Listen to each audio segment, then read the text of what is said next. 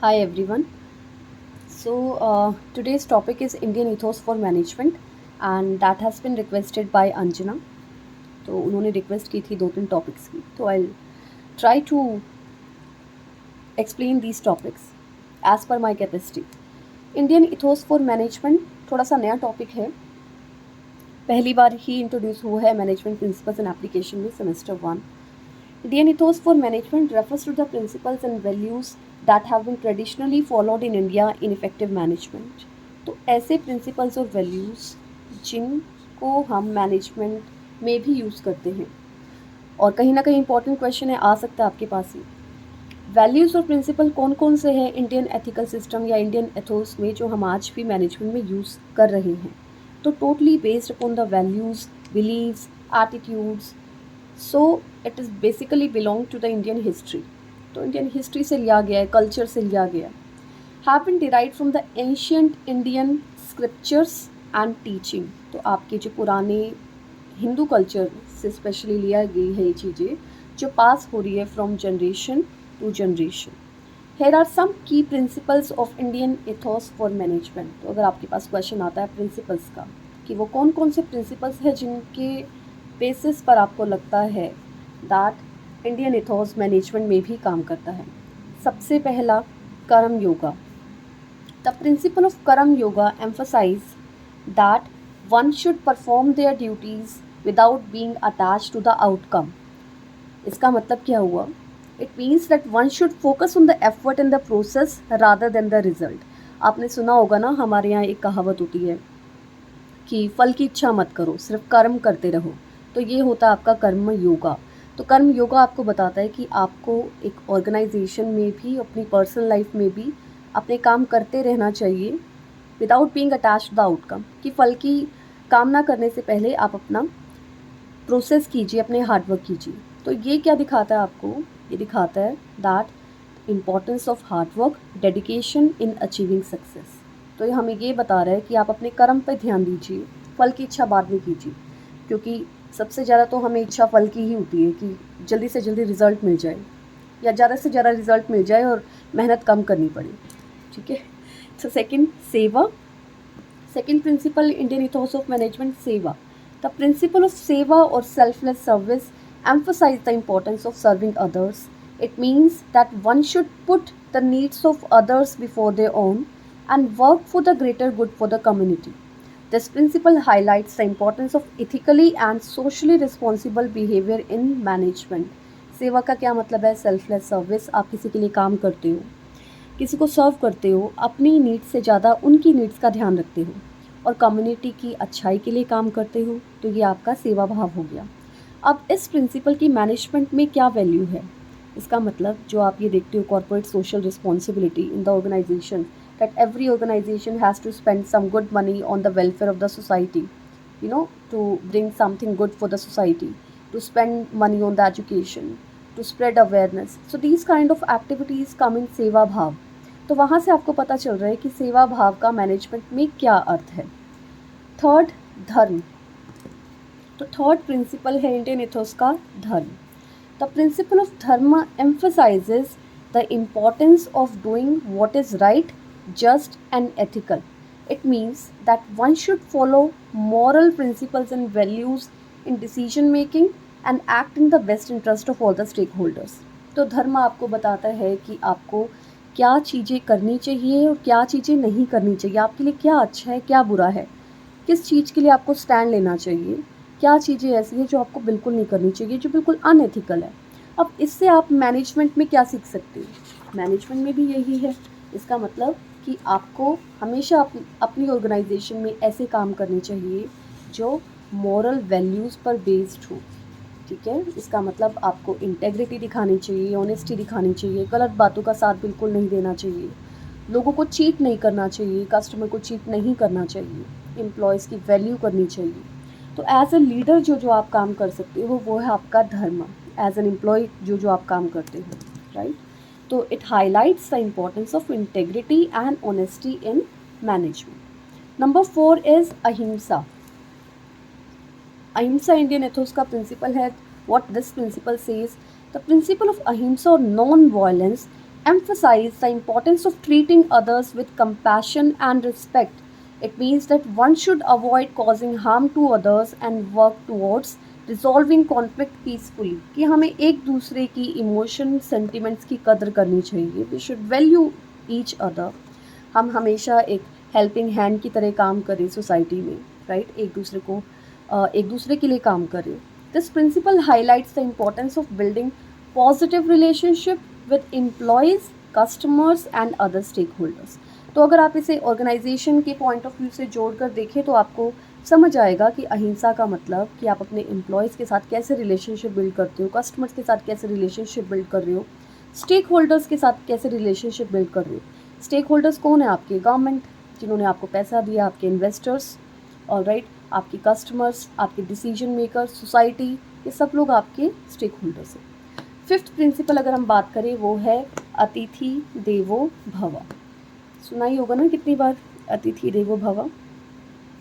Easy है. The principle of अतिथि देवो भव और guest is God emphasises importance of hospitality and respect towards each others. It means that one should treat others with warmth and kindness and provide excellent service to the customers and the stakeholders. इसका मतलब हमें एक दूसरे के साथ दया भाव से शामिल होना चाहिए, एक दूसरे की रिस्पेक्ट करनी चाहिए और अतिथियों को भगवान के समान समझना चाहिए. इसी तरह ही ऑर्गेनाइजेशन में इसका रोल क्या है कि जितने भी आपके स्टेक होल्डर्स है, कस्टमर्स है, आप उनको इसी तरह का सम्मान दो. ठीक है. तो यहाँ पे नो स्कोप ऑफ चीटिंग और जितने भी अनएथिकल इश्यूज होते हैं वो यहाँ पर नहीं होंगे. So this principle highlights the importance of customer satisfaction and relationship building in management. तो जब आप मैनेजमेंट की बात करोगे तो आप वहाँ पे एम्फसाइज दोगे कि कस्टमर सेटिस्फैक्शन ही हमारे लिए सबसे बड़ी चीज़ है, हम रिलेशनशिप बिल्डिंग में विश्वास रखते हैं. तो इन summary Indian ethos for management emphasize the importance of ethical, social, responsible and compassionate behavior in management.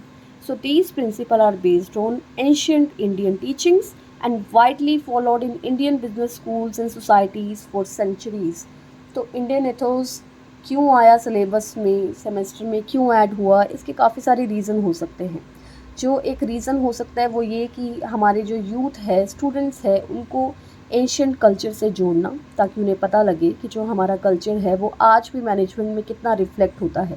तो मैनेजमेंट एक नई चीज़ नहीं है, ये सदियों से चली आ रही है, देवी देवताओं के ज़माने से चली आ रही है. तो इन दोनों को कनेक्ट करने के लिए ये टॉपिक मैनेजमेंट के साथ जोड़ा गया. आई होप ये काफ़ी हद तक क्लियर हो गया होगा प्रिंसिपल्स. तो 5 प्रिंसिपल्स है. फर्स्ट इज़ कर्म योगा, सेकेंड इज़ सेवा, नंबर 3 धर्म, नंबर 4 अहिंसा एंड नंबर 5 अतिथि देवो भव.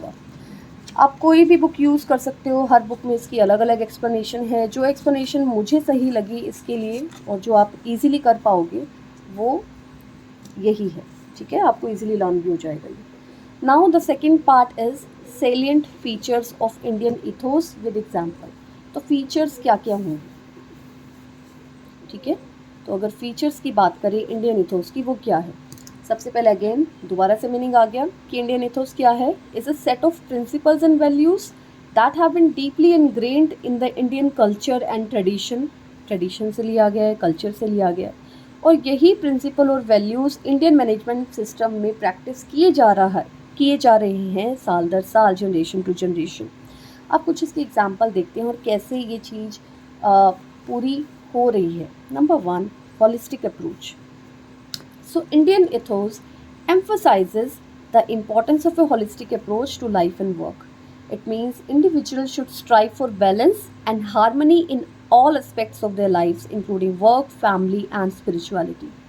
An example of this principle in action is the practice of yoga and meditation, which has gained widespread popularity as a means of achieving holistic well-being. तो ये कुछ features है Indian Athos की कि holistic approach पे काम करता है. होलिस्टिक अप्रोच का मतलब पूरी तरह से हर चीज़ जोड़ी जाती है. आपका अच्छा स्वास्थ्य होना चाहिए, आपकी मेंटल हेल्थ अच्छी होनी चाहिए, आपका कर्म अच्छा होना चाहिए, आपका धर्म अच्छा होना चाहिए, है ना.